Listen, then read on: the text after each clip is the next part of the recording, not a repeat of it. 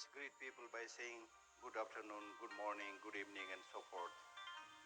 And if there is enough time, I also try to get the names of some people, through which I'm able to know how much people are desperate in being good morning, good afternoon. Nobody says bad morning, bad afternoon, and so forth.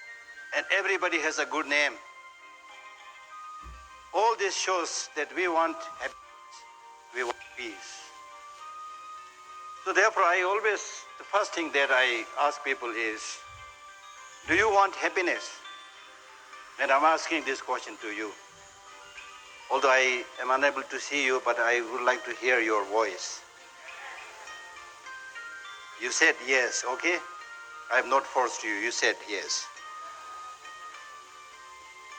My next question is, you said you want happiness. How long you want that happiness in peace? For how many days you want that? Very greedy. So this is interesting thing, We want happiness and also long-lasting happiness and peace. And this wish to have long-lasting peace and happiness is not something that you learned from your religion. It probably is not something that your parents taught you. You are born with that wish, with that urge. In Buddhism, we talk about the life's different stages and experiences. And we explain that by saying birth is suffering, aging is suffering, illness is suffering, and finally death is suffering. But ordinary people like us, we say, happy birthday. The Buddha said birth is suffering. We need to find out who is right. What is the first thing that the child does after the birth? Laughing or crying? Crying. Interesting, very interesting. Because if it's really happy birthday, then the first thing that the child should do after the birth is ha ha ha ha ha, But what we find is crying. Be it an American child, Tibetan child, Chinese child, Indian child, doesn't matter. The first thing that the child does is crying. And what do you think the child is asking by crying? I don't think the child is asking for a lengthy discourse on Buddhism or on Christianity or on any religion.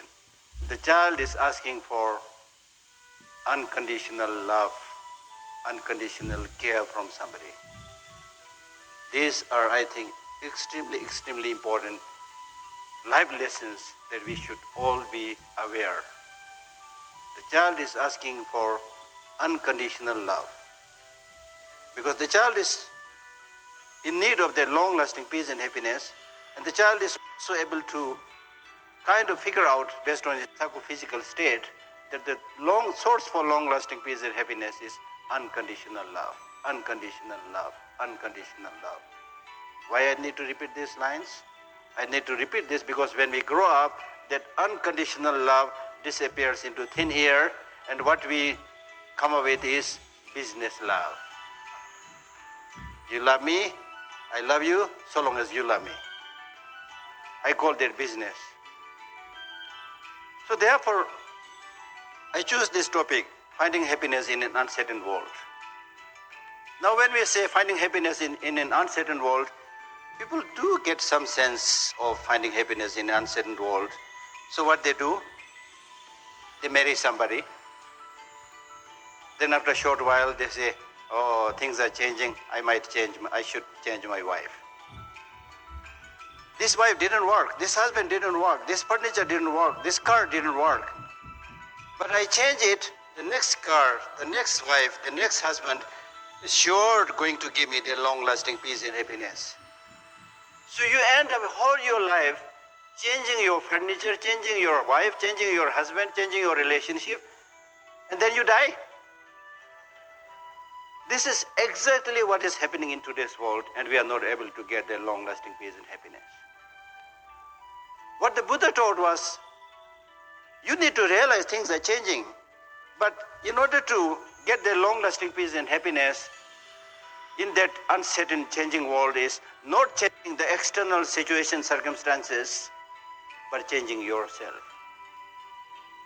It is not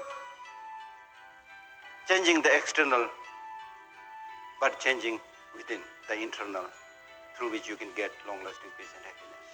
And why this is so? Because if you try to change what is outside of you, be it the event, be it the situation, be it the people, you have no control over these people, these events, these situations.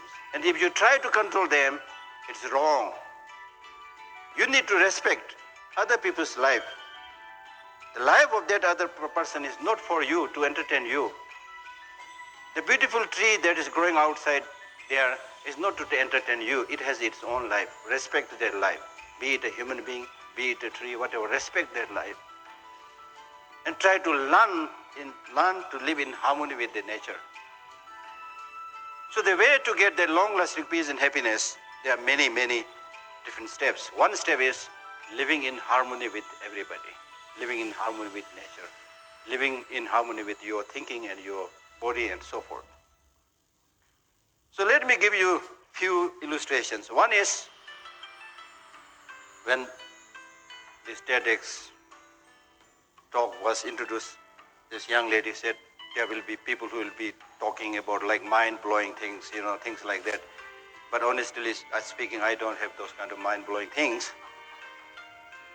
Because, there's a Tibetan saying which says, all actions, all activities are imitations.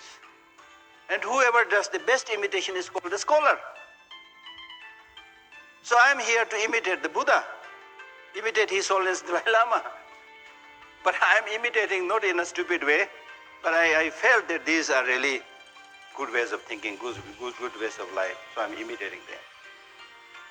So therefore it is important to realize the fact that if you want that genuine long-lasting peace and happiness, learn to live in harmony with nature, as I said earlier. And I'll give you an example. In order to live in harmony with the nature, you need to understand nature. And that's why the first teaching that the Buddha gave after his enlightenment was teaching people live in harmony with nature. So the first teaching that he gave us on impermanence, uncertainty, change, which is so relevant in today's world. Everything is changing. Everything is in a flux. And out of that first topic of impermanence, the first thing that he taught was death. How many of us are here who meditate and contemplate about death? I doubt. Everybody is preparing to live. Even if you ask an old man, 95 years old, are you going to die soon? Yes, I'm very old and I'm going to die soon. Are you going to die today? Today maybe not. That is the situation. Now why this teaching is important? This teaching is important if you are somebody who has this clear understanding that today may be my last life, last day. There will be quantum leap in changing your life. If you don't have that understanding, then there will be hatred, corruption, exploitation, resentment, lack of concern to other people's well-being, and so forth. If you understand that, your life will be completely transformed. I tell you a short story of an encounter of a mother with her child who was very sick. And the mother brought that child to the Buddha. And immediately the Buddha said, oh, this child is going to live only 1 year. And then the child started crying. And there was no way to really console him. So after several months, the child came back to the Buddha. And the Buddha said, what have you been doing during the last few months? Did you do anything that's harmful to other people? Did you kill anybody? Did you say any nasty thing to other people? Then the child said, I'm going to die soon. How can I do those things? That is the point. That is the